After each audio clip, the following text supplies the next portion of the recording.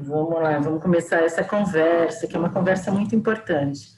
Primeiro, eu queria me apresentar, para quem não me conhece, meu nome é Regina Bortolini, eu faço parte do grupo de estudos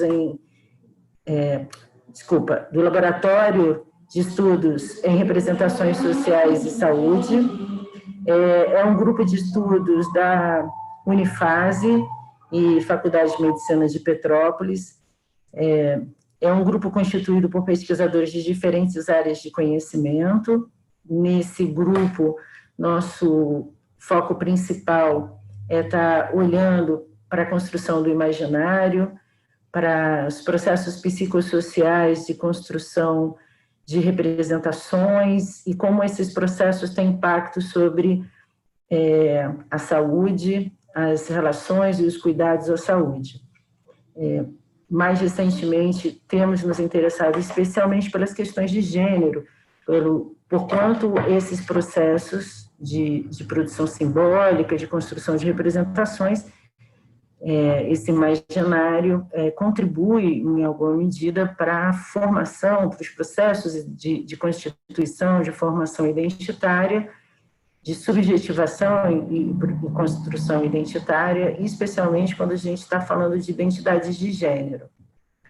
No grupo somos 4 professoras, eu, Regina Bortolini, a professora Júlia Murat, que é médica, eu sou socióloga, temos também a Luciane Batista, que é assistente social, e a professora Natália Duarte, que é enfermeira. A gente tem algumas linhas de pesquisa, no momento 3 pesquisas em andamento. A gente publica uma revista, que é a revista Intervozes, a gente edita essa revista em parceria com o pessoal do Instituto de Saúde Coletiva da UF e da Escola Nacional de Saúde Pública da Fiocruz, especialmente o pessoal de saúde do trabalhador. A gente, além dessas coisas todas que a gente faz, a gente gosta de inventar modas também e estabelecer parcerias ricas e produtivas. Então, nesse momento, a gente está fazendo uma parceria com o coletivo feminista da faculdade, num grupo de estudos sobre a obra O Segundo Sexo, da Simone de Beauvoir. E a gente já fez parceria com o NIPS também, que é um outro grupo de pesquisa da faculdade, na audiodescrição de textos da Intervozes, da revista Intervozes. Os seminários de pesquisa se inserem no bojo dessas ações que não só o nosso grupo de pesquisa desenvolve, mas todos os grupos de pesquisa da faculdade desenvolvem, que tem a ver com, em alguns momentos, compartilhar as experiências e o andamento das pesquisas, né, o estado da arte das pesquisas, que coordenamos, que desenvolvemos, mas também de estar convidando parceiros, amigas que possam estar pensando com a gente questões que são relevantes, que não são caras, né? E é nesse interim que já vou chamar assim, a Bela, porque para mim ela não é Isabela, ela é Bela, foi convidada para estar aqui com a gente. Eu já vou fazer uma declaração de amor, porque eu sou assim. A Bela é minha amiga, meio filhota, há muito tempo, eu diria uma segunda filha, né, Bela? De longa data, que me dá muito orgulho poder ter participado, em alguma medida, convivido e conhecido e participado, em alguma medida, da trajetória de vida dela. E é por isso que, em alguma medida, a gente tem a oportunidade de tê-la aqui conosco, né? Eu vou pedir para a própria Bela se apresentar, depois eu vou falar um pouquinho, vou fazer uma provocação inicial sobre Kailane, vou fazer uma apresentação inicial sobre, uma provocação inicial para startar aí a conversa com a Bela. A Bela vai expor as ideias dela por mais ou menos uns 20, 30 minutos, enfim, a Bela ela tem o tempo que ela precisar. Enquanto isso, quem tiver dúvidas, perguntas a fazer, vai colocando no chat, eu vou anotando. Roberta Stum, minha parceirona também, se eu perder o fluxo da conversa no chat, vai me ajudar. E aí, quando a Bela tiver terminado de fazer a exposição mais livre dela, a gente começa um diálogo a partir dessas perguntas. Durante a fala da Bela, eu vou pedir para os microfones e câmeras estarem desligados para a gente poder ouvir a Bela com clareza. Depois, a gente pode até renegociar isso se alguém quiser falar, né? Ao invés de simplesmente colocar lá a perguntinha no chat. Mas vamos dar um espaço aí para ouvir o que a Bela tem para trazer da experiência dela, né? Quando a gente pensou esse encontro, né, Bela? A gente pensou especialmente a partir de uma experiência importante, uma trajetória de vida muito intensa, de contato com realidades que nem sempre são as mais belas e fáceis de lidar. E aí eu queria que primeiro você se apresentasse, contasse a sua trajetória e depois eu faço a provocação. Conta aí, Bela. Oi, gente, boa tarde. Queria agradecer muito o convite para estar aqui. Tempo é uma das coisas que eu mais tenho valorizado na minha vida. Enfim, então eu queria agradecer esse tempo aqui de troca, de diálogo e essa oportunidade de também aprender com vocês, com certeza, né? Fora que a Regina, que é minha tia, praticamente uma tia, né? Minha tia, é uma das mulheres que mais me inspiram e enfim, eu me sinto muito honrada de ter essa possibilidade de contribuir de alguma forma com esse espaço de construção para o qual ela se dedica, enfim. Então, eu sou a Bela, eu sou fruto de uma parceria entre uma professora do município do Rio de Janeiro aposentada e um bombeiro militar aposentado que se conheceram na Maré. Eu gosto de começar me apresentando sempre a partir dessa narrativa da parceria, porque eu acho que esse é um elemento que acompanha muito a minha trajetória mais recente, a minha própria militância e, enfim, dedicação profissional, né? Eu acho que ninguém faz nada sozinho. Então, já tem um tempo que eu venho me apresentando a partir dessa leitura aí da parceria genética que me gerou, né? E então minha mãe é uma mulher imigrante da Paraíba que veio com a família no contexto do final da década de 60 para Maré. E o meu pai é um mareense, enfim, filho de um carioca com uma potiguar. E eles se conheceram no movimento da Igreja Católica, no movimento jovem da Igreja Católica.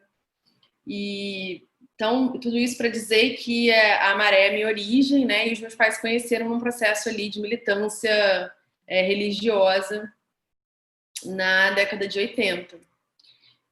Então, nasci na Maré, cresci na Maré, me mudei da Maré quando eu tinha 6 anos, mas toda a minha família, inclusive a Regina conheceu a minha mãe, elas duas dando aula numa escola na Maré, que é o CIEP Gustavo Capanema.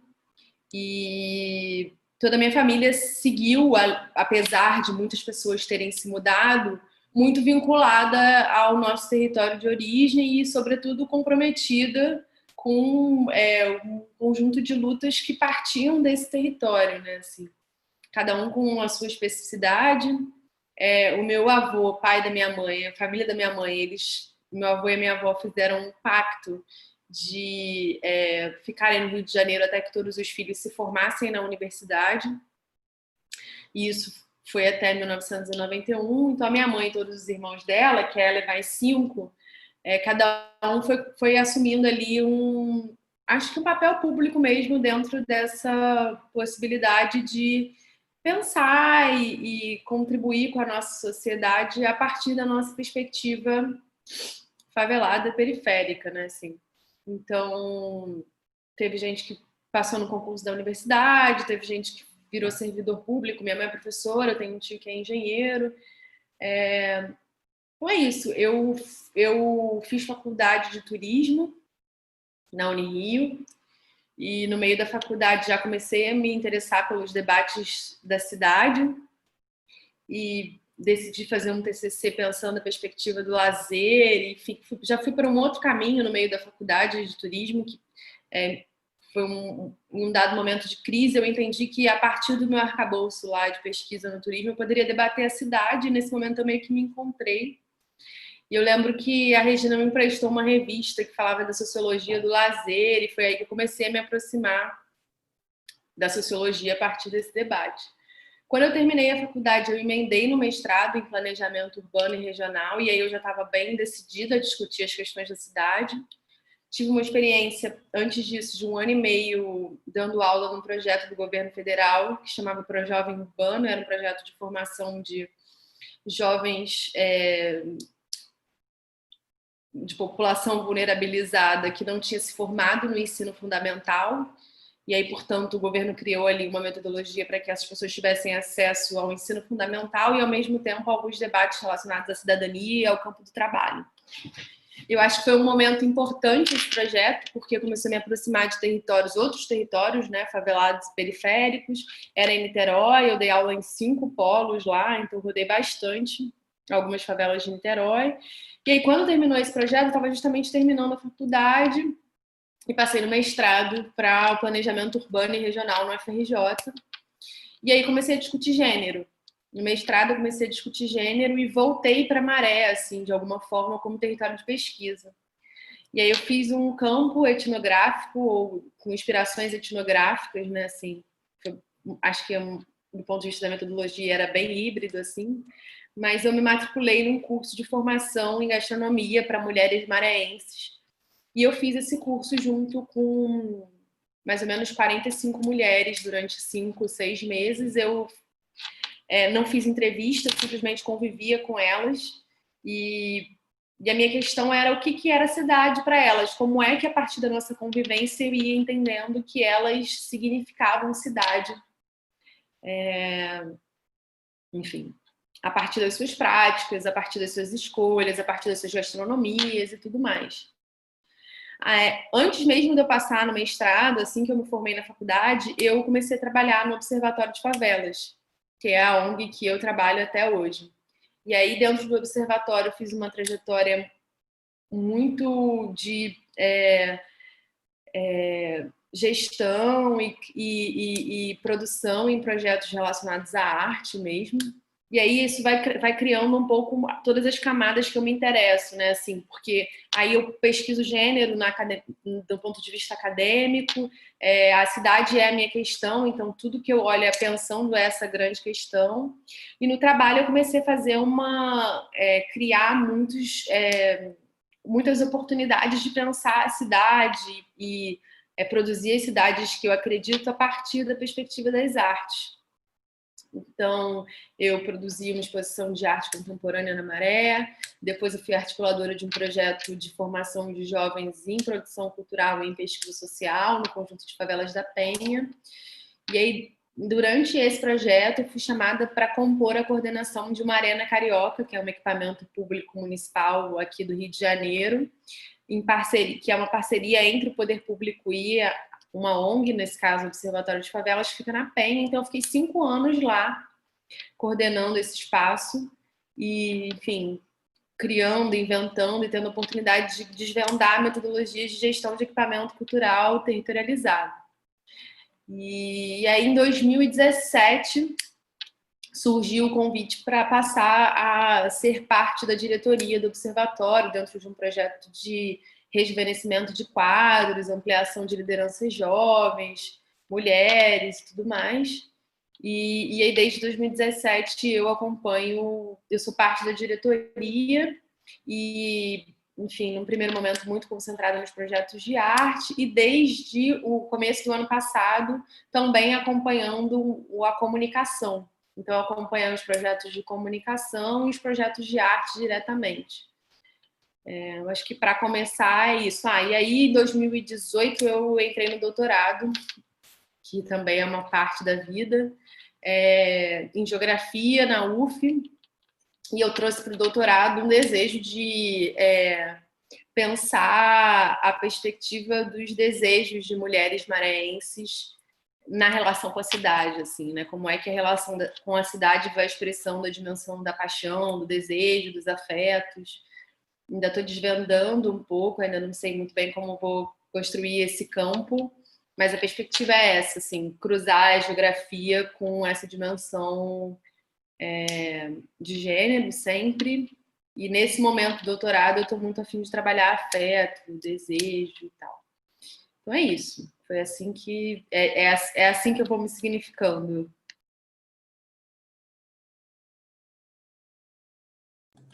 Nossa, que mulherona! Que mulherona linda, que trajetória incrível. Muito orgulho de você, muito orgulho de você. Certamente sua mãe também.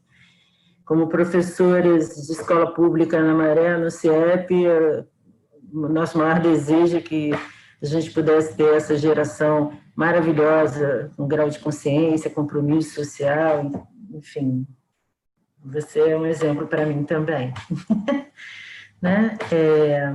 Então, o que eu pedi, provoquei a Isabela a trazer como contribuição para a gente é o seguinte: toda vez que a gente pensa, né, a pesquisa, ela não está dissociada da perspectiva de problemas reais com os quais a gente se defronta nas práticas profissionais, especialmente quando a gente está falando em termos de saúde, né, das ações de saúde nas comunidades. Uma parte da minha trajetória profissional tem a ver também com essa inserção, né, de educação popular em saúde, a partir das articulações lá com o pessoal da Fiocruz, de refletir sobre essa integração, ensino, pesquisa e extensão.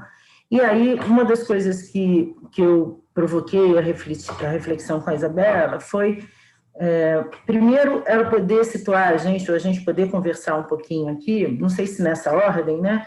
Mas o que é comunidade, né? Porque às vezes é complicado, são 10 milhões de termos e considerações, e na verdade, quando a gente fala de movimento social e comunidade, do ponto de vista teórico, às vezes a gente tem uma contribuição muito dispersa, né? Então, que ela pudesse nos ajudar a pensar o que é comunidade e o que é essa coisa, quando a gente pensa em ação comunitária, o que é essa coisa da comunicação e da participação, né? Sempre que a gente está no movimento social, a ideia, a princípio, não é a gente estar fazendo uma comunicação verticalizada. Sempre que a gente está dentro de uma comunidade, a gente precisa estar ouvindo a comunidade. Então, os processos comunicacionais que se dão na interação com as comunidades onde eventualmente a gente atua são processos que em geral deveriam ser, ou que, pelo menos na nossa ótica, só faz sentido se eles forem frutos de participação, de mecanismos que garantam uma participação mais efetiva das pessoas que vivem na comunidade onde a gente está querendo atuar, onde a gente está atuando, onde a gente, de alguma forma,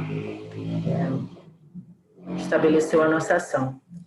E aí pensar um pouco isso, né? Porque quando a gente pensa pesquisa, extensão universitária, a relação da universidade com a comunidade é sempre uma relação tensa, né? É uma coisa de fora para dentro, ou seja, da instituição universitária que vem, chega na comunidade para fazer alguma coisa, muitas vezes sem ouvir essa comunidade, sem, na verdade, se quer saber quais são as demandas da comunidade, ou seja, atendendo a demandas que são do mundo acadêmico. Como é que é estabelecer uma relação mais produtiva, mais participativa, mais colaborativa, onde, na verdade, a gente possa pôr em diálogo essas diferentes demandas que interagem, né, em ações dessa natureza. E aí, fundamentalmente, como é que é criar vínculo, né, e sentido de corresponsabilidade nessas ações, especialmente no que nos tange aqui no nosso pedacinho, as questões de saúde, claro, as questões de saúde e de gênero, né? E aí, contar um pouco a experiência dela, acho que assim, ela pode explicar isso tudo a partir da experiência mesmo do observatório, né, e da ação, e da intervenção que ela teve em diferentes momentos da vida. Então, Isabela, era essa provocação, manda ver. Eu acho que a primeira coisa é situar a gente territorialmente, né? Assim, de onde parte isso aqui tudo que a gente está começando a conversar. A Maré é um conjunto de favelas, são 16 favelas, onde vivem 140 mil habitantes. Ter 140 mil habitantes faz da Maré maior do que 90% dos municípios do Brasil. uma cidade de médio porte no Brasil hoje tem cerca de 100 mil habitantes. Então são 16... Desculpa, maior que Petrópolis. Maior que Petrópolis, maior que Ubá, em Minas Gerais, enfim, maior do que muita cidade. E dentro dessa perspectiva de 4,5 quilômetros quadrados. Então, o que a gente está falando é uma grande densidade demográfica, para usar os termos da geografia. Ou seja, muitas pessoas aglomeradas em um pequeno espaço, perímetro quadrado, né? E são 16 favelas, como eu falei. Uma outra camada que significa a Maré nesse momento é também o fato... majoritariamente esses moradores são mulheres também, já que a gente está falando de gênero aqui. Se vocês quiserem conhecer um pouco mais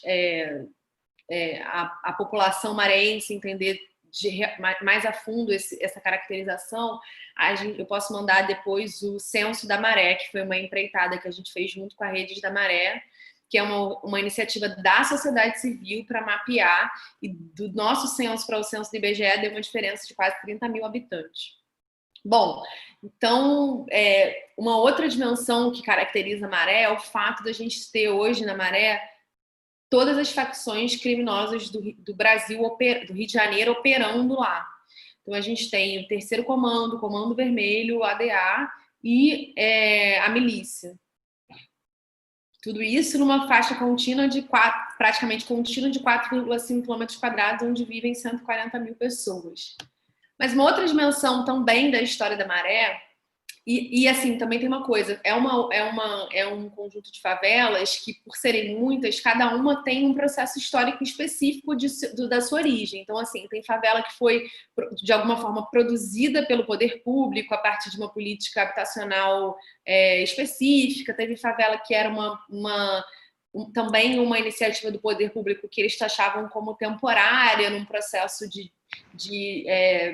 desestruturação de favelas de outras regiões do Rio de Janeiro, e aí colocaram as pessoas lá para viver temporariamente até que ficassem prontas habitações populares, e isso nunca aconteceu. Bom, e aí nesse processo, o que acontece? Uma característica muito importante territorial é uma grande iniciativa comunitária mesmo pela busca de qualidade de vida. Isso é histórico da Maré. E também é histórico uma liderança muito grande de mulheres nesse processo. Então, foram as mulheres que lideraram o processo de luta pela água encanada, foram as mulheres que fizeram os processos muito a partir de estratégias mesmo de sobrevivência. Se pensando em mulher, a gente está pensando em família, né? A gente usa muito essa marcação, assim, em geral, as mulheres estão batalhando por qualidade de vida para suas famílias inteiras. Então, tem protagonismo de mulheres pensando na luta por educação, pensando na luta por saúde digna, pensando na luta por água e tudo mais.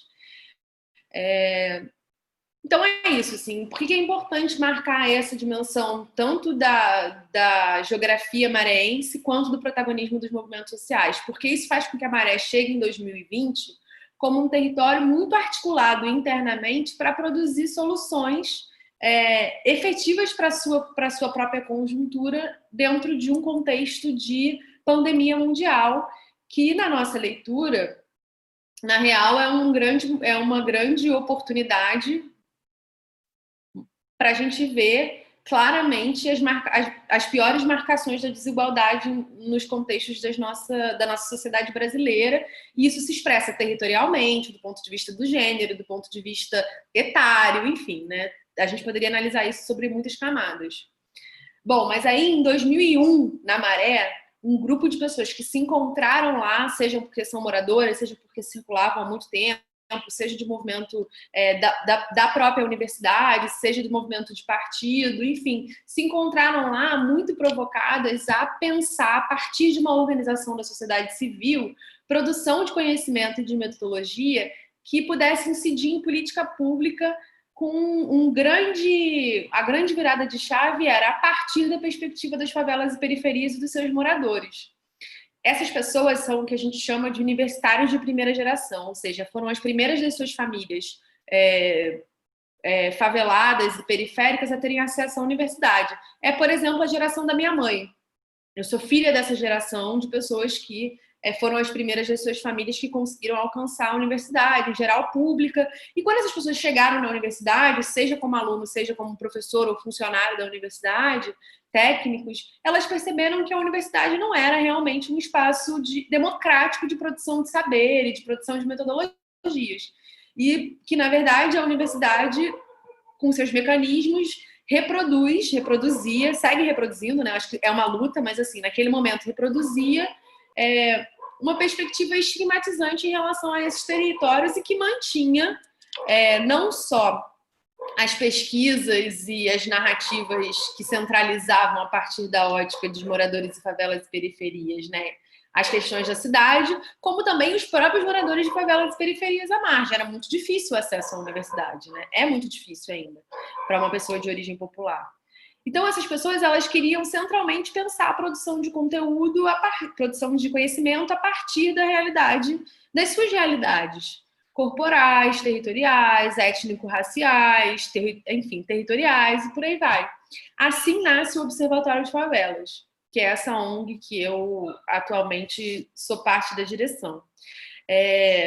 Eu gosto de dar um exemplo, porque eu acho que facilita nessa escala, né, assim, de diversidade de atuação da sociedade civil, pensando a perspectiva de territórios favelados e periféricos, que enquanto existem organizações territoriais muito comprometidas a resolver demandas territoriais específicas, por exemplo, vou criar um pré-vestibular comunitário para ampliar o acesso da juventude do meu território, da minha favela na universidade.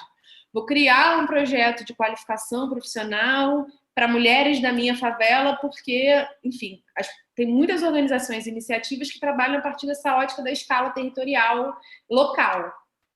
O observatório ele já nasce com a pretensão de discutir a estrutura da própria universidade, por exemplo, nesse contexto aí de pensar o acesso de jovens favelados à universidade. Então, a gente se dedica a produzir pesquisas, índices, projetos que possam se construir como metodologias para que, uma vez testadas, a gente tenha ali um conjunto de argumentos para convencer o poder público de que ali há um caminho para se estabelecer uma política pública efetivamente mais democrática. Nessa linha da universidade, nasceu Conexões de Saberes, que era um projeto que pensava justamente a permanência do jovem universitário na universidade, e não só a permanência do ponto de vista financeiro e prático, né, assim, mas também todo um conjunto de incentivos para que esse jovem pudesse produzir conhecimento na universidade a partir das suas próprias perspectivas. Então, não tinha só a ver com grana, tinha a ver também com consolidação de grupos de pesquisa, enfim, toda uma metodologia. O Conexões de Saberes virou o PET Conexões, a gente implantou esse projeto em 33 universidades federais. Dentro dessa perspectiva, ele virou realmente uma política pública, a gente entregou ao MEC, hoje em dia a gente não opera mais Conexões, e apesar de todos os desmontes, ele segue ali sucateado, porém vivo, né? Então, tem uma geração de universitários de origem favelada e periférica que passaram pelo PET, ou que fizeram parte de grupos de pesquisa de PET, ou que foram bolsistas do PET, enfim, é um projeto bem conhecido, né? Assim. Então, esse é um exemplo do que a gente acredita que a gente pode contribuir. Pensando em favela e periferia, quando a gente pensa as expressões de desigualdade, a educação é um elemento, por isso que eu comecei dando esse exemplo do Conexões de Saberes, e um outro elemento que é associado muito rapidamente quando se pensa em territórios favelados e periféricos é a falta, né, o não acesso ao direito à segurança pública.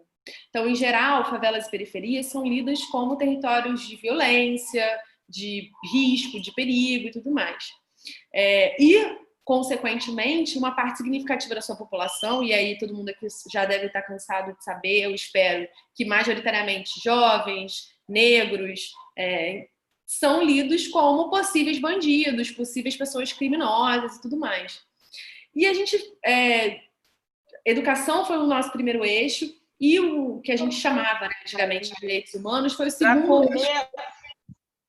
Foi o segundo eixo que a gente desenvolveu a partir também de uma pesquisa. A gente fez um acompanhamento de 250, mais ou menos, trajetórias de jovens que realmente, de favelas diferentes, que realmente tinham algum vínculo com atividades de grupos civis armados, durante esse percurso, 95 morreram. Então a gente falou, cara, tem uma coisa aí para pesquisar. E aí a gente aprofundou essa experiência que foi que era pontual do ponto de vista de uma pesquisa que tinha o objetivo de a gente quer criar um índice para mapear a letalidade contra essa faixa etária específica da adolescência.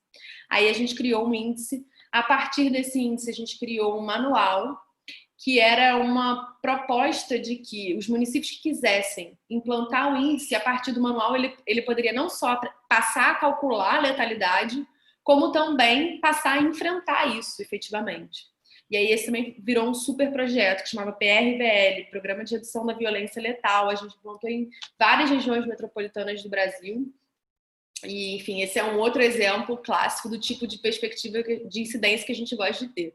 Bom, vocês estão percebendo que é uma receitinha de bolo, né? Assim, a gente percebe uma questão e cria uma inversão da forma como ela é lida, sempre a partir da produção de conhecimento, de metodologia, e a partir disso de incidência pública para que se efetive no melhor dos cenários em política pública. E uma outra disputa muito contundente dentro dessa história, né, essas pessoas que fundaram o observatório eram majoritariamente pessoas da geografia. E elas se ligaram que o jeito que a cidade, né, hegemonicamente narrava favelas e periferias criava um problema complexo de como se fosse uma miopia do poder público. Por que eu estou dizendo isso? Então, se hegemonicamente a gente tem um conjunto muito forte de comunicações que dizem que favela é lugar de pobreza, de precariedade, de violência, de sujeira, de terror, de medo, de falta de educação, de problema, ou seja, de estigmas negativos. Esse conjunto de estigmas vão justificando a ausência de políticas que, de fato, enfrentem as desigualdades nesse território e, sobretudo, brechas para que outras narrativas sejam colocadas. Então, a comunicação ela passou a ser encarada pela gente como uma ferramenta mesmo de fazer disputa de narrativa para que a gente pudesse passar a ter uma multiplicidade de narrativas que pudessem dar conta do que pode significar a experiência geográfica, corpórea, sei lá, comunitária, que pode significar a expressão favela ou a expressão periferia. Nesse sentido, a gente começou a construir projetos de comunicação e de arte com esse objetivo. Então, por exemplo, a gente criou a escola, o Imagens do Povo, que era um programa que formava fotógrafos a partir da perspectiva de um debate sobre direitos humanos e significados de conceitos específicos que a gente precisa disputar se a gente quiser começar a produzir outras imagens sobre a favela. E aí a gente formou centenas de fotógrafos que não olham para a favela e para a periferia na busca, por exemplo, do esgoto, na busca, por exemplo, do cara armado, na busca, por exemplo, do tráfico de drogas de varejo que acontece ali. Né? São pessoas que têm um grau de sensibilidade para muitas outras coisas que definem favela, que podem definir favela, periferia, comunidade e tal. Nesse sentido, a gente também criou uma escola de comunicação, que é a SPOC, Escola Popular de Comunicação Crítica, que é para pensar como, a partir de outros elementos da comunicação, além da fotografia, a gente também pode criar essa disputa. E na sequência, a gente também enveredou por projetos artísticos. Essas estratégias, elas também tinham muito a ver com um desejo de incidir num outro diagnóstico nosso, que é de que é muito comum que se produza na favela ou para a favela experiências de formação, de qualificação profissional, que acabam restringindo as opções da juventude, da população favelada em geral, para seguirem operando trabalhos que servem à cidade. Então, não tenho nada contra nenhuma dessas profissões que eu vou falar agora, mas é muito mais comum ter curso de, sei lá, manicure, cabeleireira, padeiro, do que curso de cinema, curso de fotografia, curso de rádio, enfim. E o que a gente acredita, né, assim, é que essa restrição de opções estéticas elas vão também dando menos elementos para que essas pessoas disputem suas próprias narrativas, né? É muito mais comum um jovem de classe média alta no Brasil poder ser cineasta ou jornalista do que um jovem favelado, que, em geral, com 12, 13 anos, ele é obrigado a fazer um curso profissionalizante. Se ele não quiser, ele é preguiçoso. Tipo, se você não quiser ser padeiro, você é um preguiçoso. Tipo, é como se você não tivesse nenhuma outra opção, sabe? Se você não quiser fazer um curso de técnico em mecânica, você é vagabundo.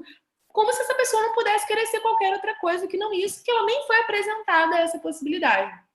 Então, a arte e a comunicação seguiram sendo para a gente possibilidade de disputa a partir disso tudo que eu estou falando aqui.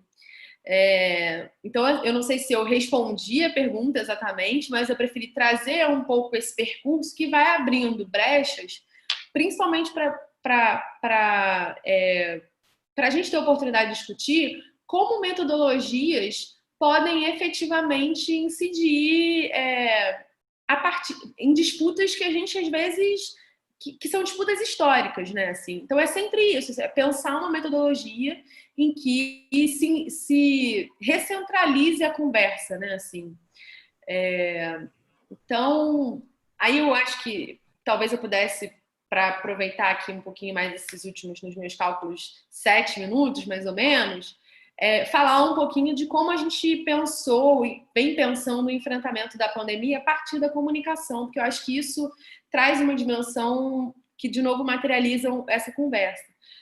Conceitualmente falando, essa galera que fundou o Observatório, o Jorge Barbosa, o Jailson Souza e Silva, se vocês quiserem pesquisar e entender aí mais a fundo a produção, principalmente teórica, dos nossos dinossauros, como eu chamo eles carinhosamente, eles vão falar do paradigma da potência versus paradigma da ausência.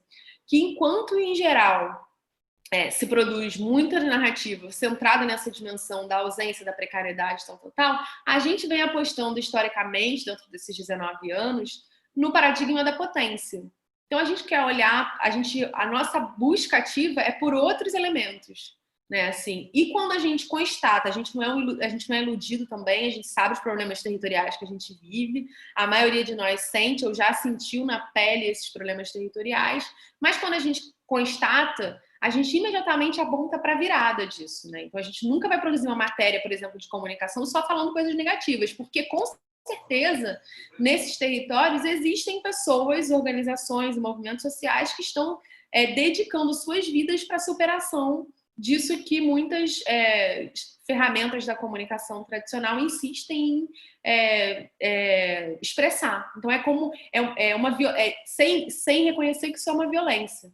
Né? Então, recentemente, há cerca de 10 dias, rolou aí aquela matéria que a Maré é bunkie de bandido. Nem me lembro o termo, mas assim, cara, a gente está super articulado pensando produção de solução para favela e periferia em contexto de coronavírus. O Estado não apareceu. A única galera representante do Estado que apareceu foi a Fiocruz e as universidades.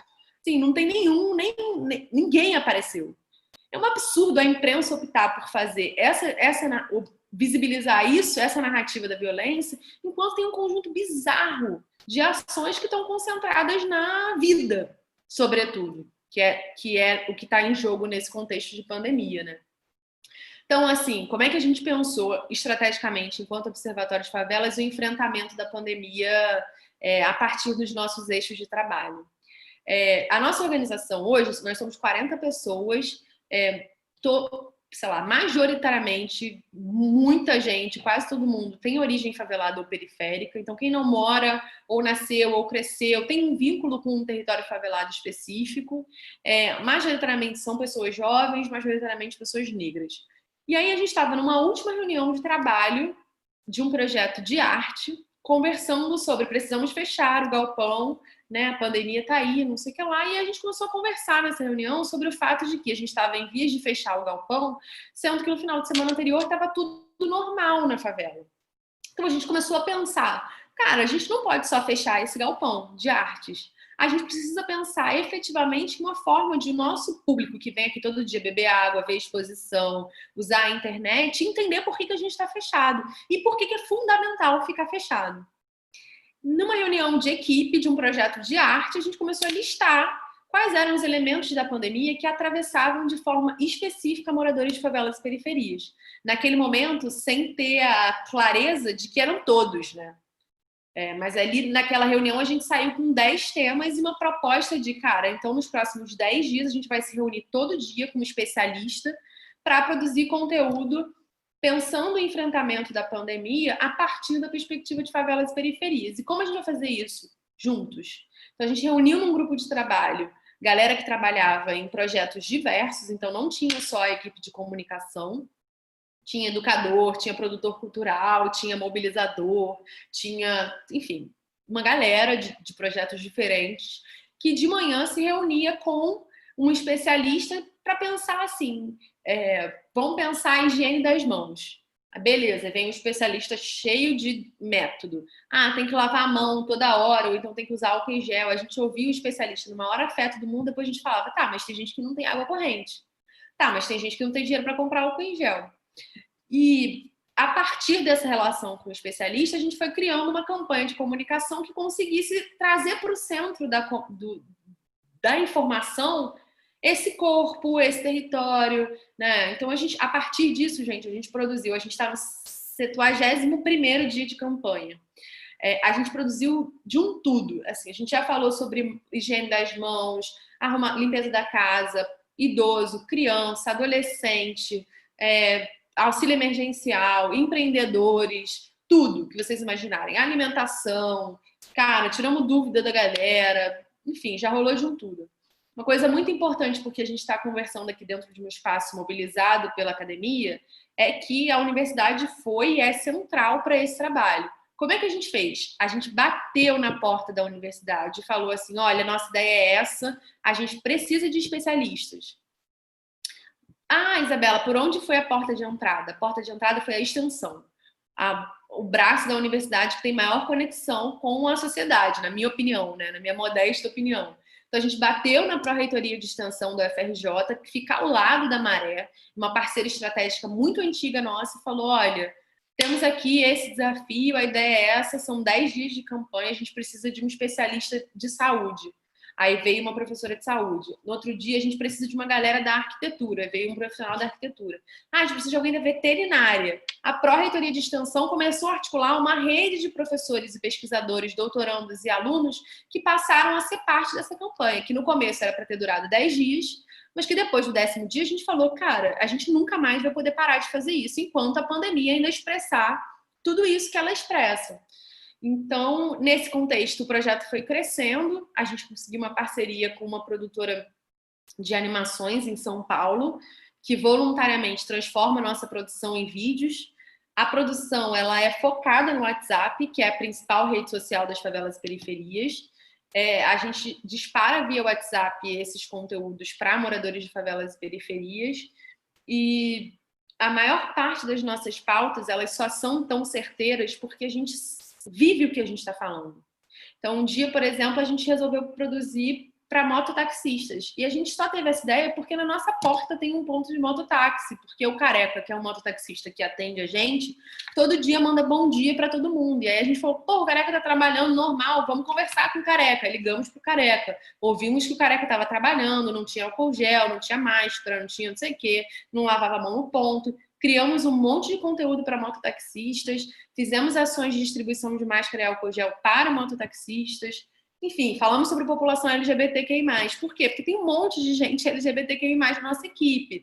Enfim, a gente só sabia que o WhatsApp é a principal ferramenta de comunicação, rede social de favelas e periferias, porque a gente está lá, efetivamente. Então, acho que, enfim, abrindo aqui vários canais para a gente começar a conversa.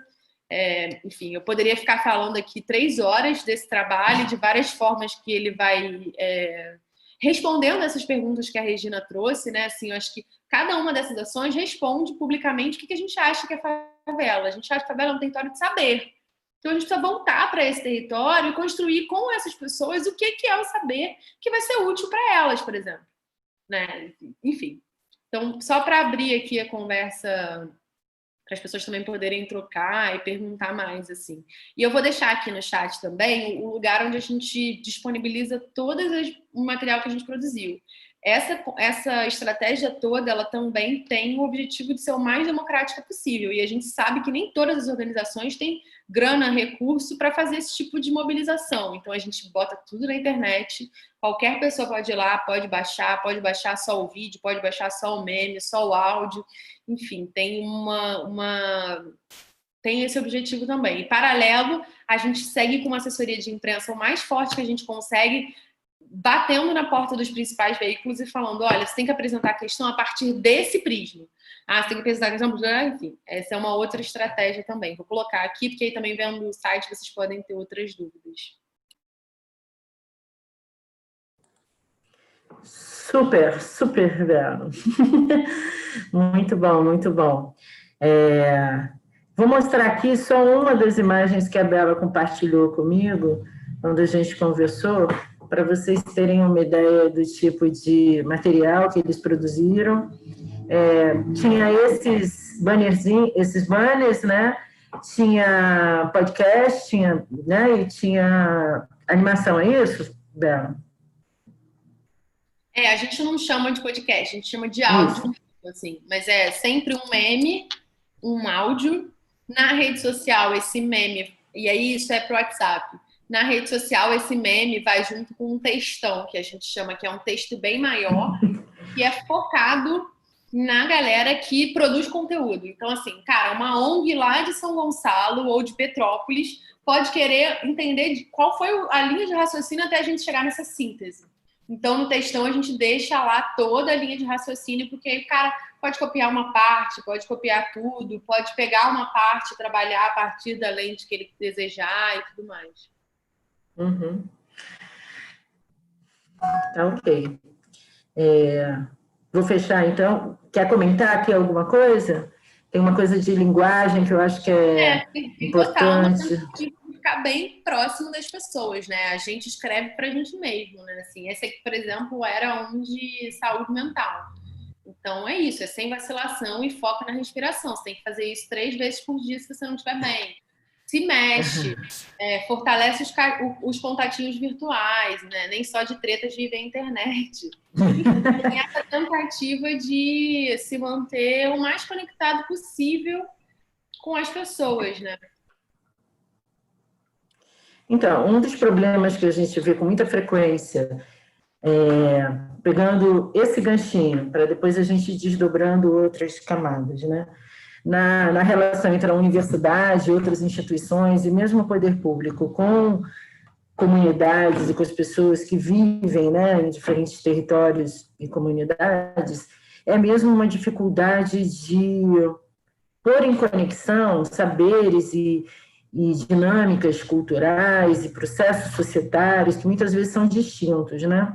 Porque muitas vezes a gente fala assim, é engraçado ouvir isso, né? Porque o Brasil, ou então porque o Rio de Janeiro, porque Petrópolis é assim, o assado, as pessoas são assim, o carioca, o brasileiro, como se a gente estivesse falando o tempo todo de universalidades, né? Que é uma visão muito rasteira da pluralidade, da complexidade, da pluralidade humana e da complexidade das relações sociais que se estabelecem em diferentes tipos de agrupamentos humanos. A gente está aqui falando de comunidades, né?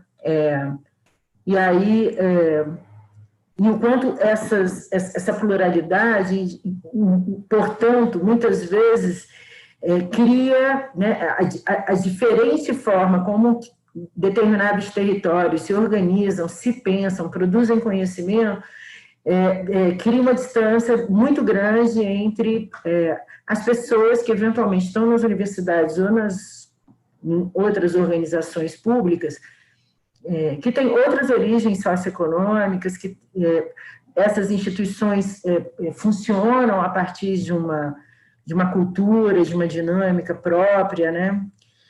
O que tem sido para você nesse diálogo entre... Porque, na verdade, vocês assumem um papel de mediadores culturais, né? De mediação, né? Entre esses saberes produzidos nas comunidades, no caso a Maré, e os saberes, por exemplo, universitários, né? E aí, esse processo de mediação, às vezes é trazer, como você falou agora, o pesquisador, a pessoa que está na universidade pensando algum tema, que é caro, é importante pensar junto, e ela vai estar de um lugar, com uma fala, né? Mesmo na extensão, às vezes a gente esbarra, na extensão universitária, a gente esbarra nessa dificuldade, né? Como é que é isso, Isabela? Como é que é fazer essa mediação? Quantas línguas você precisa falar? Eu acho que precisa, ainda é necessário dominar alguns códigos, né? Assim, ou fazer o esforço de dominar alguns códigos, né? Assim, eu sempre acho que, assim, às vezes é uma questão mesmo de esforço, sabe? Assim, eu vejo que a maior parte dos especialistas, se não todos os especialistas com os quais a gente dialogou, no final a gente construiu junto, né? Assim, o professor, a professora vem com uma noção que ele também foi moldado a expressar daquela forma, né? E assim, somente a relação com a sociedade, eu acho, nos termos que a sociedade pautar, dá esse acadêmico, né, assim, a possibilidade de repensar os seus próprios códigos, né? Então, assim, a gente está falando disso, às vezes a nossa única pergunta mas a gente está falando isso, isso, isso? Aí o cara isso, isso, isso. Então, beleza, assim é mais fácil, professor, da gente entender. Beleza, então vamos por aí e tudo mais. E eu acho que uma das grandes chaves da mediação também é esse compromisso irrefutável com o território, sabe? Assim, então é isso. A gente está atenta. A gente não está em busca de uma resposta específica. A gente está atenta. Então a gente sabia, é esse exemplo do mototaxista ou da população LGBTQI+, ou de debater, por exemplo, o auxílio emergencial. Recentemente a gente debateu a Lei Aldir Blanc, que é, tipo, como todas essas coisas que estão acontecendo, que interferem na vida das pessoas, pode ser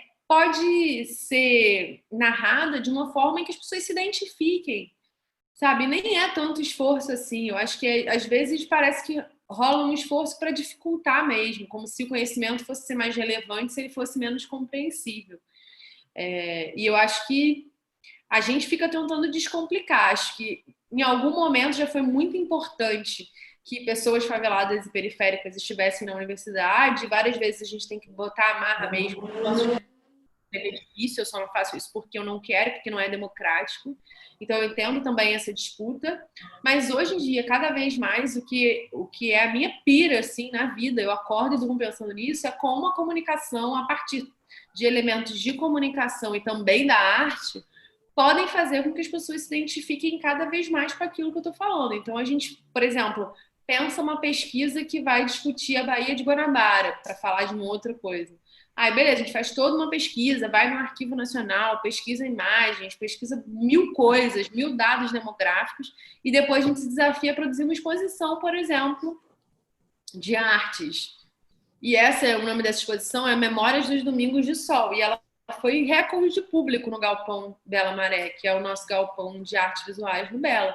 Mesmo a gente já tendo recebido, sei lá, Vicky Muniz, Marcos Chaves, um monte de balaustre, né, da arte brasileira, que ninguém duvida que é artista, quando a gente fala o nome dessas pessoas. As pessoas se sentem muito mais identificadas e convidadas a participar quando elas olham ali, elas se identificam. Tipo, ter essa foto aqui, ela representa uma memória, esse dado, ele representa uma memória. Então, a gente, nessas estratégias da campanha de comunicação, várias vezes a gente usa expressões que levam a gente para aquele lugar do afeto mesmo. Tipo, canja de galinha não faz mal a ninguém, sabe? Vamos falar sobre, sabe? Tipo, coisas assim, nesse sentido, de, tipo... E a gente chama atenção, tipo, alô, família, vamos respeitar o nome social das pessoas trans. A gente sabe qual é o babado que está rolando na casa das pessoas, né? Porque muita gente que trabalha com a gente ou está nessas casas, efetivamente, ou está muito conectado com o que é essas casas. Então, um outro braço que a campanha ganhou no começo foi a partir de uma conversa, um sábado à noite. Eu liguei para uma prima, ela tem a minha idade, mas ela tem 3 filhos, mora na Maré, no Conjunto Esperança, e ela estava me falando como estava sendo difícil convencer as crianças a ficar em casa, por exemplo. Tipo, tá muito difícil convencer o Matheus a ficar em casa, a Bia a ficar em casa. E aí o menino tem 13, a menina tem 11, E eu falei, cara, o que precisa para eles ficarem em casa? Quem precisa falar para eles ficarem em casa? Ah, o Matheus, se o Gabigol falar, ele vai ficar em casa. A Bia, se, sei lá, não sei quem falar, ela vai ficar em casa. A mais pequenininha vai ficar em casa se o Lucas Neto falar para ela ficar em casa. Aí eu fui atrás, a gente entrou abriu uma frente que era, tipo, a gente precisa que alguns artistas, ícones aí da pop, de uma população jovem, infantil, falem para as pessoas ficarem em casa. Cara, a gente conseguiu muitos vídeos, tipo, o Gabigol não rolou, mas rolou, assim, muita gente, tipo, Felipe Neto, Lucas Neto, um monte de jogador de futebol que eu não sei o nome, Tereza Cristina, muita gente falando para a favela ficar em casa. Então é isso, você tem que ter ali algum grau de abertura, eu acho que é isso, o território vai dizendo aquilo que efetivamente demanda, né, assim. Eu acho que a mediação maior está muito mais nessa possibilidade de ser ponte, muitas vezes, do que ou criar estratégias de transposição que não necessariamente passem pela gente, né? E aí pensando em linguagem mesmo, tipo, convidar o especialista a falar nos termos que as pessoas falam e tudo mais. E é isso, puxando a orelha dos dois lados. Tipo assim, cara, você sabe o que está acontecendo aqui, mototaxista. Agora que você tem tudo isso de informação, você não pode mais não cuidar da sua higiene, não sei o quê, entende? Tipo...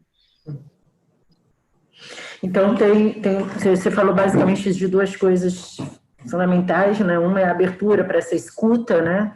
Para escutar o problema, não a partir da perspectiva outra, mas que não daquela pessoa que está vivendo ali.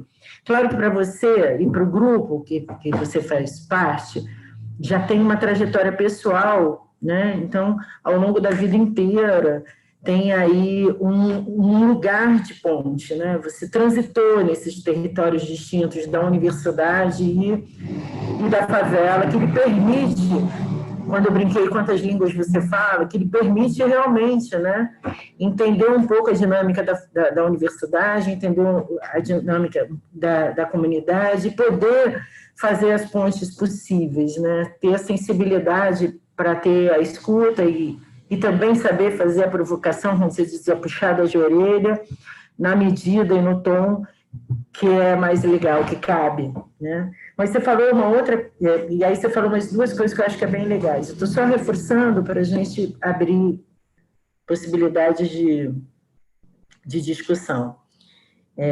Porque essa abertura não é uma coisa fácil, muitas vezes, seja de que lado for, né? O processo constante de estigmatização das comunidades faz muitas vezes também que a comunidade já tenha uma prevenção para qualquer um que venha, claro, meter o bedelho no território alheio, né?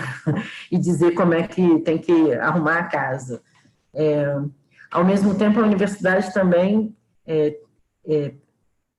muitas vezes se institui de autoridade do saber, né? Aí eu vou lá explicar como é que as pessoas têm que se alimentar de modo saudável, eu vou lá explicar como é que elas têm que cuidar da própria vida, eu vou lá explicar XYZ, porque eu sei qual é, né, o modo certo de viver e agora eu vou ensinar para a galera. E isso também, obviamente, não ajuda, né, nessa interação. E aí você falou da importância nesse sentido, não só da abertura, da escuta, mas do esforço por compreender, né, por compreender o outro, por entender de fato como as pessoas vivem.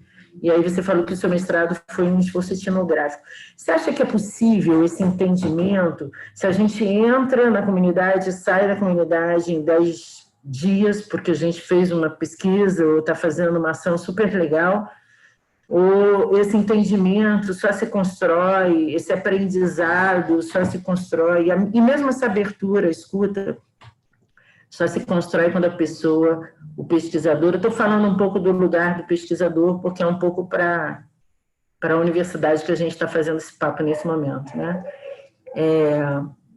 Essa permanência na comunidade é uma coisa importante para construir essa possibilidade de abertura, essa possibilidade de compreender o outro, esse deslocamento, né? Porque, assim, exige um certo deslocamento, né? Do seu lugar de origem, do seu lugar de saber, do seu lugar de valores, para poder ouvir aprender com o outro? O que você acha?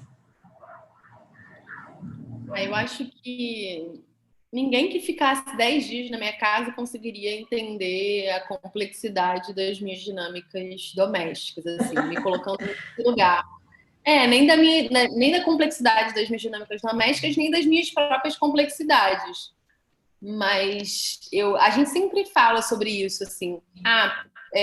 Precisa ser favelado para produzir conhecimento relevante sobre favelas e periferias? Não, a gente não acredita nisso. Mas a gente acha que precisa ter um compromisso com esse deslocamento e não pode ser uma coisa eventual, assim, né? Fatalmente, uma coisa eventual não garante esse compromisso e essa disponibilidade para... Eu acho que é para estar junto mesmo, assim. É um dilema mesmo, assim, como pesquisadora e optando por seguir pesquisando na Maré. É um privilégio, né? Eu fico ali num dentro-fora que é bastante favorável para as minhas leituras, assim. Então, eu reconheço que dentro dessa dimensão, quem é o pesquisador de dentro, assim, ele é privilegiado, mas eu não acho que há um impeditivo para que se construa ou se produza ou se reflita conhecimento relevante, caso você não seja, né? Assim, eu acho que você tem que estar comprometido e escolher as formas de convivência que você vai estabelecer com esse território, com os protagonistas que estão colocados ali. E eu acho que uma boa referência é essa mesmo, assim, você pensar como você se sentiria respeitado e legitimado se o processo passasse pelo seu território, né, de origem. E aí eu usei o exemplo da casa, mas se você, sei lá, poderia ser o quarto, poderia ser o bairro, poderia ser muitas coisas, né, assim, tipo... Então, acho que tem que haver... Eu acho que é um bom senso, uma ética e um bom senso sobre esse lugar de muita responsabilidade que é a escolha de... Então, tipo, eu acredito na universidade que chega não com a fórmula estabelecida, não com o pesquisador que tem uma hipótese, ele já sabe como ele vai provar essa hipótese antes de dialogar com, sei lá, meia dúzia de pessoas. O cara não compra nenhuma água na favela. Ele não se dá nem ao trabalho de, tipo, olhar as pessoas nos olhos e tal. Ele já está certo do que ele quer provar, né? Então, acho que tem... Me perdi onde eu estava querendo chegar com essa... Vê se é alguma coisa assim. Eu já convivi um tempo com pesquisadores que tinham grandes grupos de pesquisa com uma hierarquia, né? Então tem o doutor, o mestre, os estudantes de graduação e tal, e na verdade quem fazia coleta de dados não é propriamente o doutor, né? E aí esse doutor nunca tinha pisado na favela, que é a mesma coisa quando a gente discute educação, o cara que nunca pisou na sala de aula, entendeu? E aí ele discutia, teoricamente, a partir dos dados que eram trazidos para ele. Numa perspectiva antropológica, é mais ou menos a virada que a antropologia já fez há muito tempo atrás, né, de compreender que sem a imersão no campo, a gente não conhece, de fato, a dinâmica daquela comunidade, daquela sociedade. E essa imersão do campo exige um tempo de maturação para esse deslocamento poder acontecer de verdade e eu poder me sentir um pouco parte daquilo, né? Eu digo assim, não dá para você ter ideia do que é viver em comunidades onde a violência eventualmente está muito acirrada e o tiroteio rola dia sim, dia não, a distância, né? É absolutamente diferente o que isso significa no seu corpo, né? No seu sono, na sua capacidade de dormir ou não, né, de estar alerta o tempo todo e da tensão que isso materializa e somatiza no corpo. Só para dar um exemplo grosseiro, mas assim, simplório, de como isso pode significar. Ou aquilo mesmo, né? Assim, eu me lembro que você citou sobre a questão da higienização agora, por exemplo, com relação à questão da pandemia, né? Eu me lembro que nos tempos em que eu e sua mãe trabalhávamos no CIEP, a gente fazia uma tremenda discussão de currículo, fizemos, né, uma enorme revisão de currículo e que uma das questões que aparecia com muita frequência era essa, né? Como é que eu vou manter no currículo um beabá protocolar de que as crianças têm que lavar as mãos, quando a gente tinha identificado que naquela época, década de 80, uma grande parcela da maré não tinha infraestrutura sanitária, então não tinha água, não tinha esgoto. Então, talvez o que a gente precise conversar com essas crianças seja, dentro das alternativas de vida que elas têm, como é que elas podem melhorar essa condição de vida e cuidar da própria saúde. Mas dentro disso, é uma retórica sem sentido se a gente não concebe isso, né? E aí tem uma coisa também da adaptação de linguagem, que é uma coisa sempre, frequentemente tensa, né? O quanto a rigidez, né, acadêmica engessa muitas vezes os processos comunicacionais, porque ela entende que a palestra tem que vir com os termos X, Y, Z, porque o documento que vai ser distribuído, o manual, ou seja lá o tipo de material de comunicação que seja produzido, ele tem que ter X informações dentro de um padrão que é o padrão universitário, né? E que frequentemente não vai ser escutado. Uma das coisas mais bacanas que eu aprendi ao longo da minha experiência com produção audiovisual e com produção audiovisual em periferia foi exatamente isso. E mesmo no Canal Futura, quando eu trabalhei lá, o desafio de tornar o conteúdo acadêmico comunicável para a maior parte das pessoas, porque não adianta nada fazer um conteúdo lindo se ele, de fato, não consegue comunicar, né? Não consegue falar com quem ele quer falar. E isso é frequentemente uma questão, né? Nesse processo de transposição, como é que você sente, assim, que é o desafio de não implicar em um reducionismo do conteúdo, da informação relevante, mas garantir que essa informação chegue a quem ela precisa chegar, né? Pergunta. Esse é o maior desafio, assim. E aí, várias vezes, a gente tem que desmembrar, sabe, assim, para não correr o risco de fazer uma aposta na incapacidade das pessoas. Porque, assim, não é sobre a incapacidade das pessoas de entenderem sobre o que a gente está falando. É sobre o fato de ter sido historicamente negado a essas pessoas o acesso a esse tipo de informação que parte da realidade delas. Então, assim, eventualmente... E essa linguagem, né? Porque tem uma linguagem que é própria, né? Assim, exatamente. Essa linguagem é o que impede, né, esse direito, assim, né? Não é... As pessoas falam, mas é só pesquisar. É só pesquisar é o caramba. Tipo assim, estão sempre as mesmas pessoas escrevendo as coisas que todo mundo deveria saber, sabe? Assim, então... eu considero realmente, eu uso o termo violência mesmo, assim, a forma como as coisas são escritas, elas escolhem, vai junto com um monte de outras escolhas coletivas, vai determinando quem é o cidadão para o qual a notícia é remetida, para o qual o direito é remetido, né? Assim, tipo, as coisas elas não são feitas para todo mundo entender.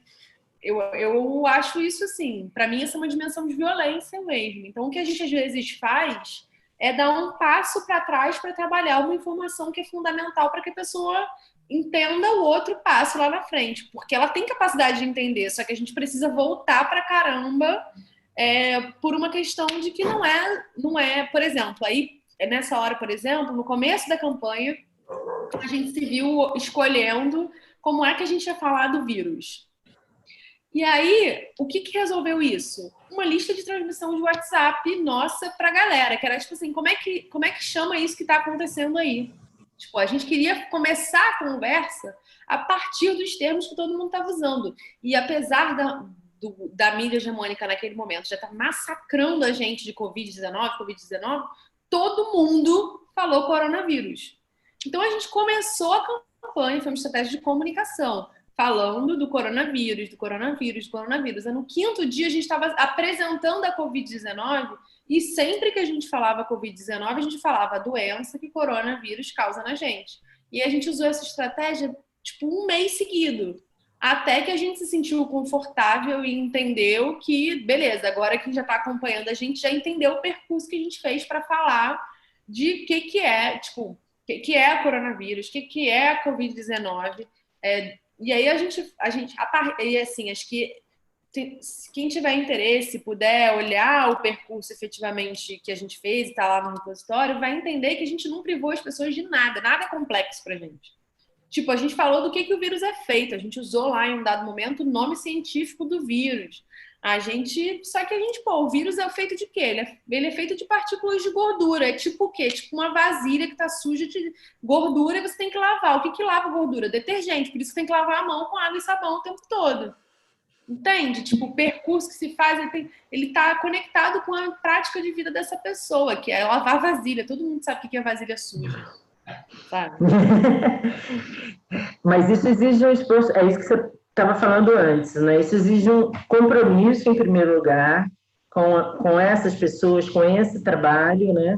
Um esforço danado de fazer isso, porque isso vai exigir de você compreender muito mais a problemática, no caso, né? A pandemia, o coronavírus, o Covid, para poder pensar como é que essas transposições podem se dar, essa adequação de linguagem pode se dar de modo a ser eficiente. Né? As coisas, elas precisam ser apresentadas, nada é óbvio, né? Então, assim, toda oportunidade que a gente apresenta as coisas, tipo, o que é o SUS?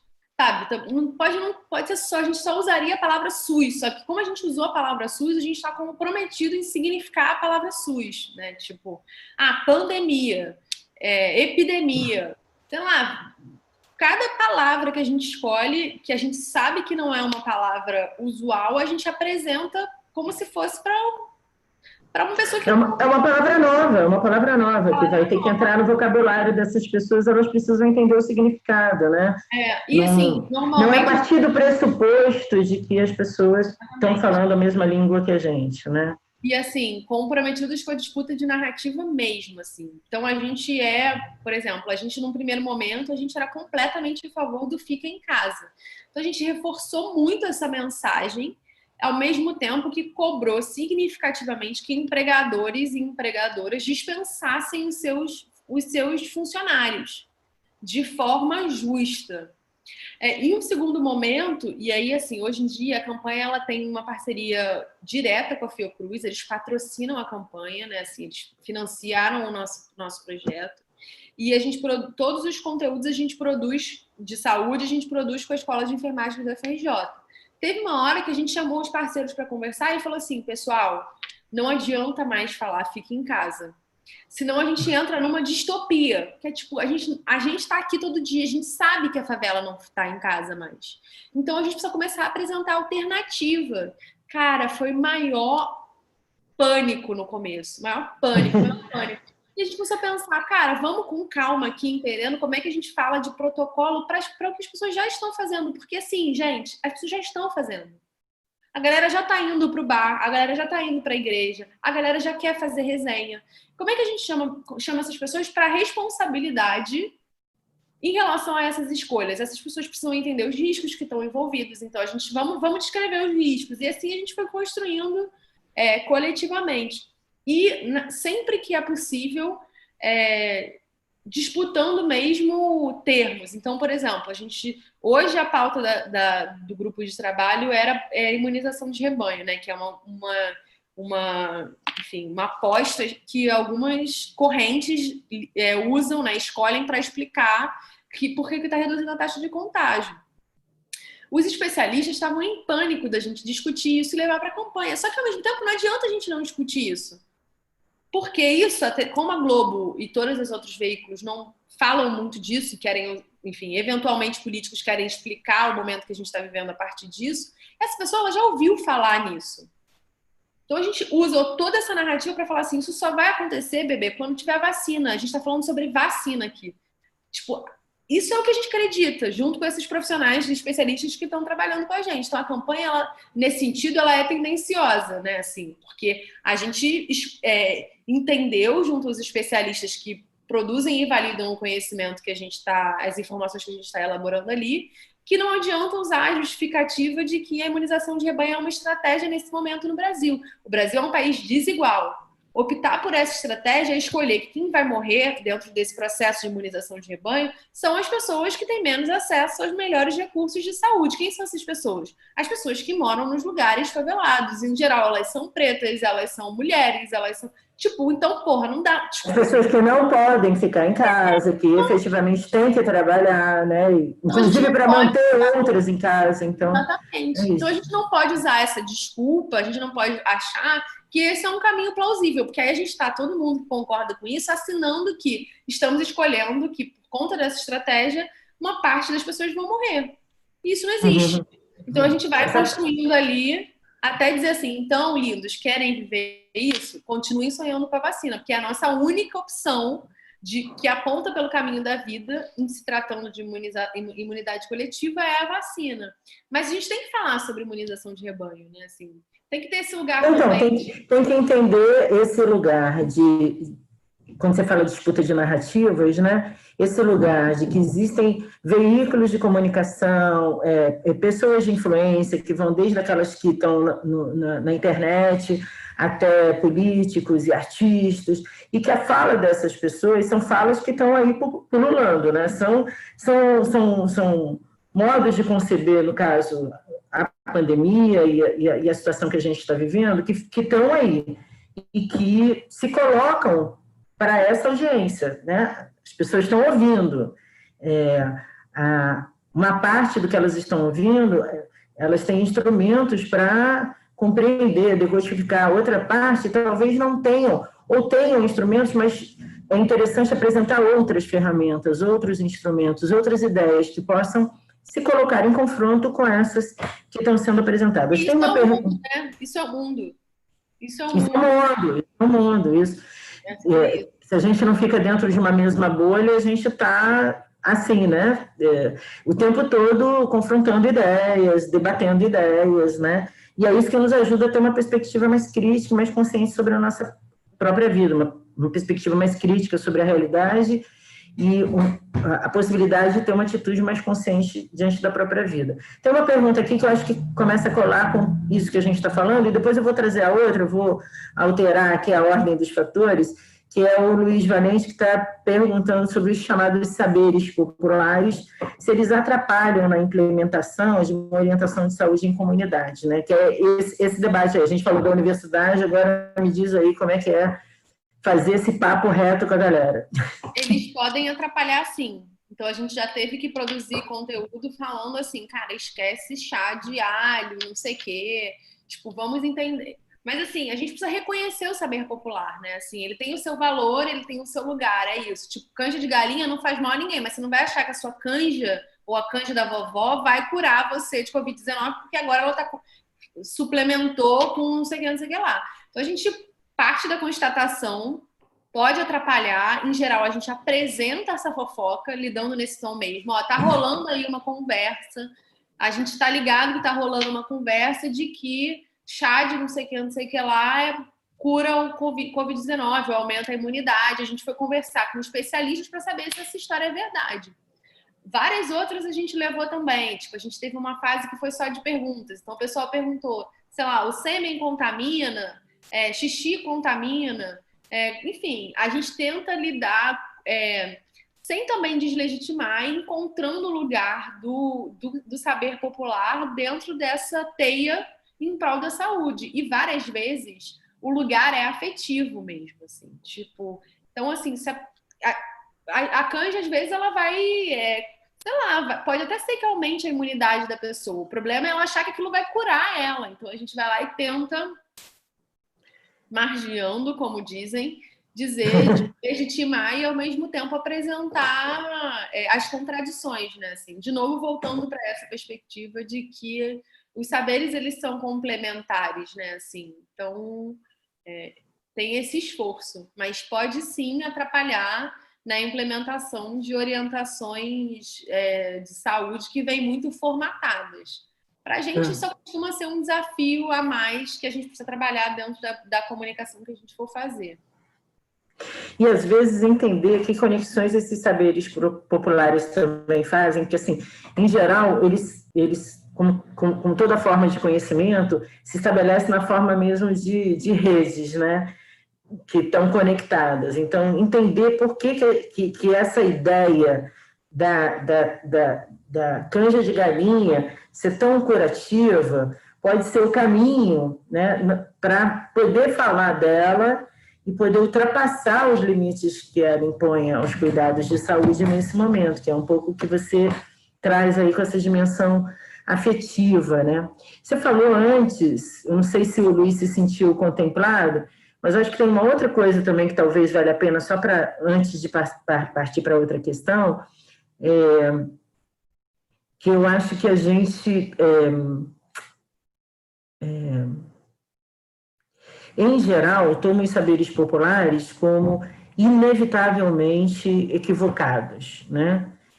São saberes de senso comum, são saberes que não foram produzidos a partir de uma metodologia rigorosa, de babá. E sim, para muitas coisas, evidentemente, a ciência não é hoje o que ela é em termos de produção de conhecimento e de resolutividade dos problemas e desenvolvimento de tecnologias à toa, é porque ela realmente construiu um modo, né, de fazer conhecimento, de produzir conhecimento bastante eficiente. Mas muitos saberes populares, eles estão vinculados a experiências concretas, eles ainda, né, porque alguns se perderam, as experiências talvez tenham ficado lá atrás e a gente tem como tradição, hoje a gente já nem sabe muito bem por que faz isso ou aquilo, ou diz isso ou aquilo. Mas uma parte desses saberes ainda tem vínculo estreito com a experiência concreta mesmo das pessoas, né, e responde, de fato, a alguns problemas que talvez, muitas vezes, a gente não, porque é muito óbvio, ou porque essa conexão não está clara, né? Ela está subentendida, a gente não parou para refletir sobre ela, a gente não dá conta do valor desse saber, né? Eu estou falando isso porque, ao mesmo tempo que tem aí a canja que não vai curar o coronavírus, também tem a canja que cura, né, ou que ajuda um monte de outras coisas, não só do ponto de vista nutricional, não só do ponto de vista de saúde em geral, mas do ponto de vista até psicossocial, né, afetivo, né? Eu brinco muito que comida, para usar o exemplo, continuar no exemplo, né, comida é um santo remédio muitas vezes, não pela substância ingerida, mas pelo processo de comensalidade que ela envolve, né? E então, pelo quanto ela pode significar, né? E esse significado, assim, quando eu falo comida de mãe, por exemplo, né? Quando a gente está doente, a gente quer comida de mãe, mas não é comida necessariamente, não é o arroz com feijão, é o que significa isso, né? Na memória afetiva e tal. Mas, às vezes, arroz com feijão é realmente um prato muito bom do ponto de vista nutricional. E que a nutrição, durante muito tempo, desprezou, por exemplo. Exatamente porque era algo muito popular e, portanto, né, estava no campo aí das crenças e dos saberes populares do que não era acadêmico. Fala aí. Você quer falar? Eu acho que é isso mesmo, assim. Aí, de novo, né? Assim, tem toda uma maquininha aí que vai de pactos que a gente não fez, mas que a gente é parte de que vai legitimando o que é conhecimento, o que não é, o que é saber. E acho que a gente também vem aí, enquanto observatório, muito nessa disputa também de, pô, por que a arte produzida historicamente por pessoas faveladas e periféricas é sempre menor? Então, a literatura é marginal, o teatro é amador, a música é popular. Vai se criando umas categorias como se aquilo não pudesse ser simplesmente música, arte, cinema, entendeu? Então, eu acho que... E aí é preciso, sim, reconhecer processos violentos mesmo que vão significando... concordo completamente nessa perspectiva do... a ciência tem aí um conjunto histórico que legitima que ela esteja nesse lugar, mas também a gente precisa reconhecer os processos, as violências estruturantes que foram determinando as possibilidades de se testar ou não. Enfim, é isso. Então, acho que, com certeza, o acesso de pessoas faveladas nas universidades foi propiciando que a gente hoje produza muito mais conhecimento que parte dessa perspectiva de saberes populares, né? E eu acho que também o movimento social e as organizações da sociedade civil também sacaram essa. Tipo, não é à toa que se reúnem mulheres na Maré, que a Rede da Maré se reúne mulheres na Maré a partir da gastronomia, mas para discutir gênero. Então, assim, tem um momento ali na cozinha que a gente está falando de comida e tudo cabe, né? Apesar de ter uma professora, técnicas, não sei o que, tudo cabe. É sempre sobre o elemento da estação, é sempre sobre o que tem na Feira da Maré e tudo mais, tudo mais. Mas tem também um momento que a gente vai discutir gênero e que a gente vai falar de violência e que a cozinha, várias vezes, é a porta de entrada para a gente falar sobre coisas que são tabus e que nos impedem de ter acesso a direitos mesmo. Então, acho que sábias são as organizações e as universidades e os professores que já entenderam que esses são super canais de construção de conhecimentos que eu acho que apontam para a superação das desigualdades em todos os seus aspectos, né? Assim, tipo, não existe jeito certo de desossar o frango. Não existe jeito certo de, sabe, de ouvir música, sei lá, não existe jeito certo de dançar. Então, por que vai existir um jeito certo de produzir conhecimento, né? Então, acho que total, acredito muito nisso que você falou, concordo, e acho que tem realmente, a gente precisa reconhecer aí o quanto os nossos modelos, os nossos métodos, eles nascem de violências estruturantes, né? E aí, se tratando de Brasil e de mundo, a gente precisa olhar para tudo isso, se colocar o desafio, pelo menos, de reconhecer as nossas limitações, né? Assim, tipo, se colocar, né? Eu acho que também tem muito isso, né? Tem uma na mesa essas questões. Né? Porque eu tô fazendo pesquisa, eu não posso falar que eu sou favelado. Porque eu tô fazendo pesquisa, eu não posso falar que eu sou mulher. É tudo na primeira pessoa, né? Assim, tipo, não existe. Escolheu escrever é primeira pessoa, na minha opinião, né? Então, acho que você está falando de uma coisa, eu vou aproveitar para fazer uma propagandazinha, né? O campo das representações sociais na psicologia social nasce exatamente desse desafio, né? Sérgio Moscovici e os pesquisadores lá na origem se deparavam com esse desafio das comunicações comunitárias, né? Dessa interação entre a universidade e as comunidades em projetos no campo dele de saúde mental. E uma das coisas que ele traz, que eu acho que é importante para a gente refletir, são duas, né? Só para pontuar aqui e a gente seguir para outra questão, que é, de um lado, que saberes são esses, né? Como é que eles são produzidos, como é que eles são disseminados, como é que eles são informados, né? Onde é que eles estão ancorados.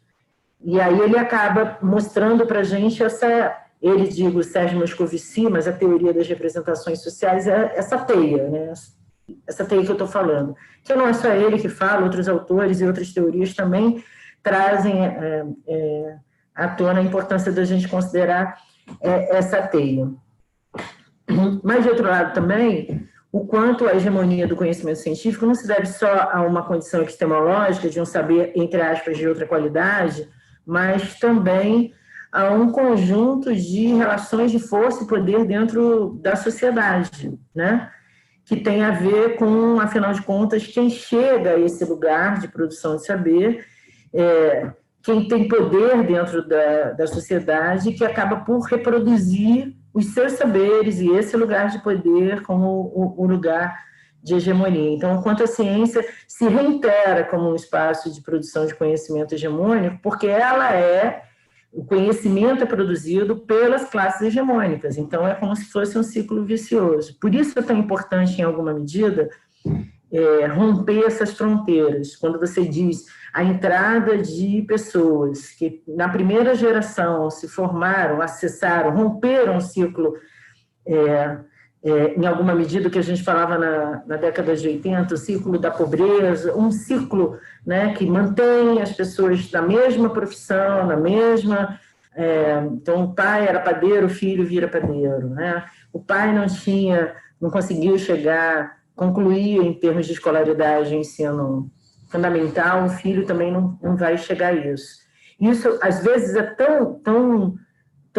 esse ciclo é tão duro, né, tão difícil de ser rompido, que independente de políticas públicas ou ações como a que o Observatório faz, né, e outras organizações não governamentais fazem, facilitadoras, né, do rompimento dessas fronteiras, tem às vezes mesmo incutido, né, no subjetivo, na subjetividade das pessoas, a sua incapacidade de alçar outros voos, né? Elas vão considerando que elas não podem fazer o curso de fotografia, que elas só podem ser padeiros mesmo, né? Elas vão considerando que elas não vão concluir o ensino fundamental, então, para que se esforçar para estudar mais, porque não vai dar certo mesmo, né?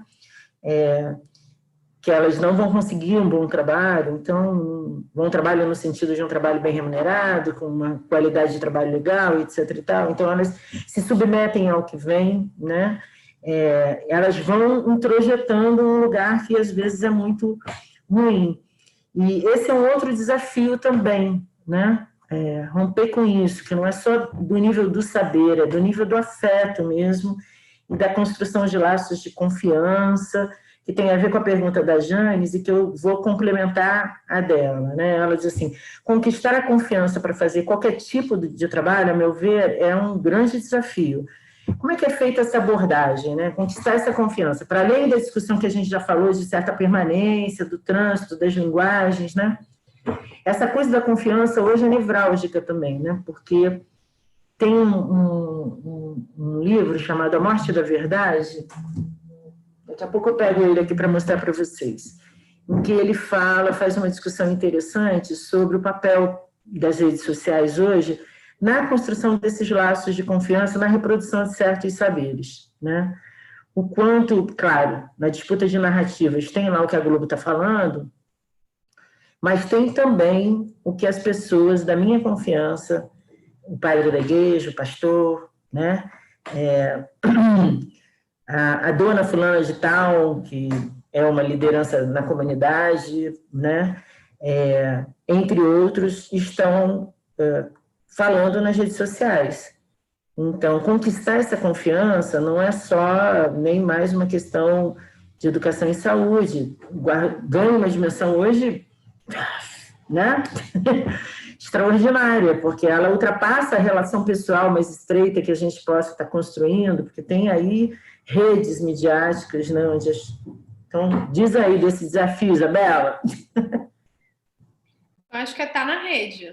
A gente tem que ser parte dessa rede, assim, tem que conseguir dialogar com o pastor, com a mãe de santo, com a diretora da escola, com a ambulante que está na rua feirante todo dia, com, sei lá, o cara do tráfico, se for necessário, entende? Então, assim, eu acho que tem que estar na rede. Eu acho que só sendo parte dessa rede você vai ali entendendo quais são as estratégias necessárias para se fazer algum debate, para se fazer alguma ação, para se discutir algum, sei lá, uso específico do espaço público, e se tratando de favelas e periferias. Esse é um desafio várias vezes que as organizações locais se veem, né, assim, desafiadas a dialogar. Eu acho que a pergunta já veio com a resposta. Eu acho que tem que reconhecer a rede ali que está colocada. Isso vale muito para, enfim, não só para quem quer pensar ação estruturante, como também para quem quer pensar pesquisa, né? Sei lá, sei lá, um mapeamento preliminar dos atores envolvidos. Talvez se chame assim se fosse pensar em um campo, né, de pesquisa. Sei lá, tem que entender assim, que território é esse, que complexidade é essa. E não se eximir da sua responsabilidade com essa rede, né? Assim, porque rede também é isso, rede é reciprocidade. Então não adianta também você achar que você está ali, tipo, não, se eu preciso falar com o pessoal da igreja, eu vou no pastor. Mas e quando o pastor precisar da sua cadeira emprestada? Ele vai até você. Você pode até não emprestar, mas você vai ter que explicar para ele muito bem por que você não vai emprestar a sua cadeira para ele. Sabe? Então, acho que às vezes a gente esquece, né, assim, essa é uma falha comum em se tratando de atuação em territórios favelados e periféricos, assim, tipo, a gente é uma organização que é a sede na Maré, mas a gente não faz atuação só na Maré. A gente tem enfim, projetos, ações e pesquisas que hoje estão numa escala Brasil e, inclusive, com alguns diálogos com o Sul Global e países da América Latina.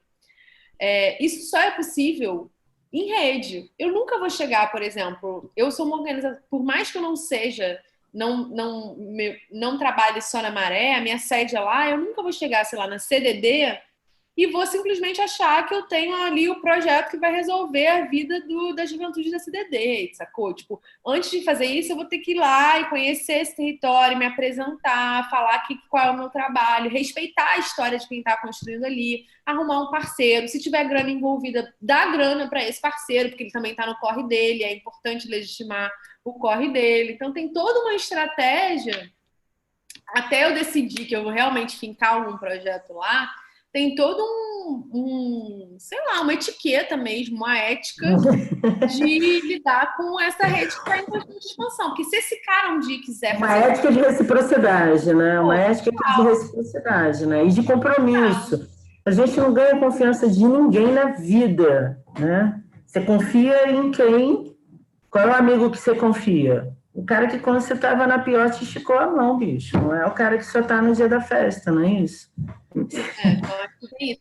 Esse, às vezes, é um erro comum, assim, de quem está querendo se aproximar, né? Assim, aí, tipo, vai lá, faz a pesquisa, seja de mestrado, seja de doutorado, seja de monografia, e depois descuida dessa rede, ou, sei lá, eu acho que esse é tem que ter para dar também, né? Isso. Acho que todo mundo tem para dar e todo mundo precisa receber. E isso é importante reconhecer em se tratando de movimentos de confiança e estabelecimento de rede para qualquer coisa, né?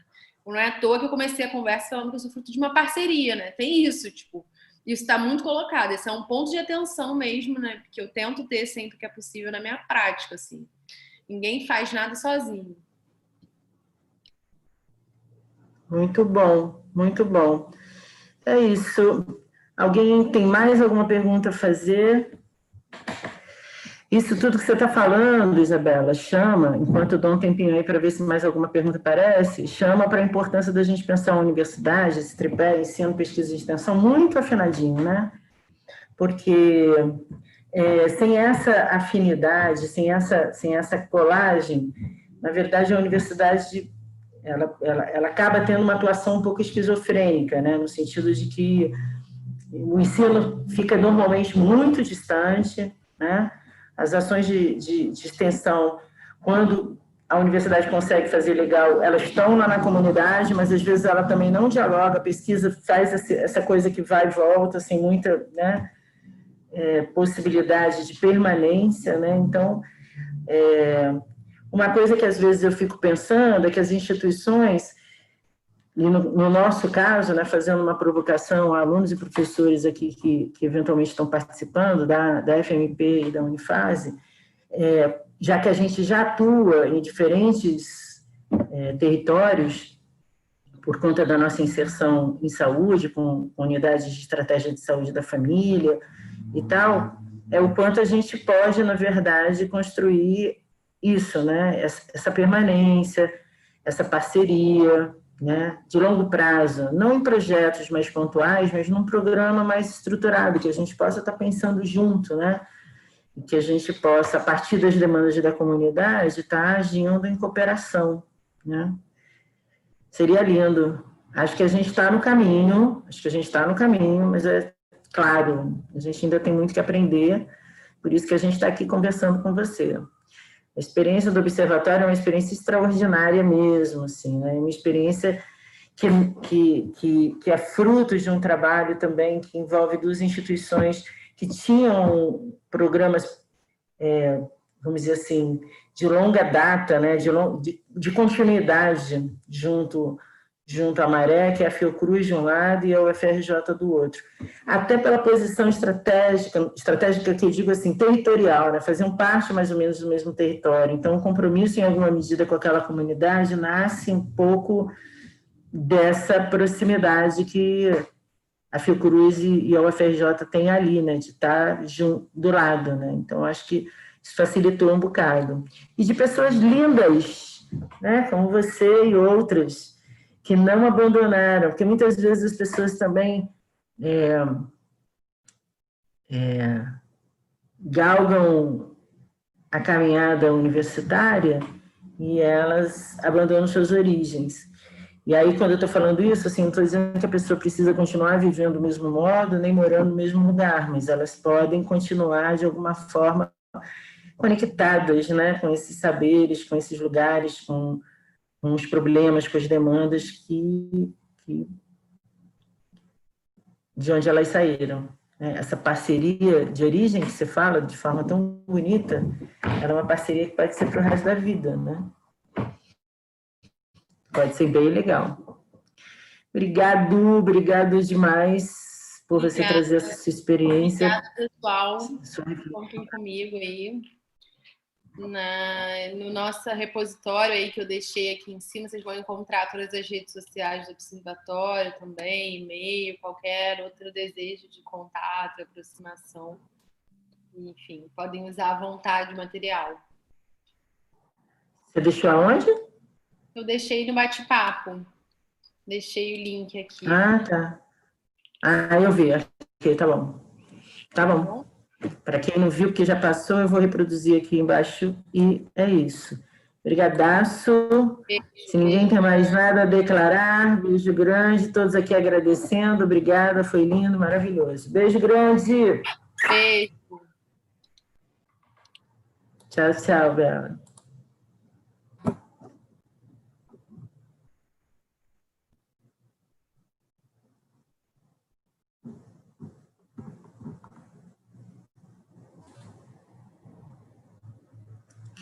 Obrigada por todos que estiveram aqui com a gente.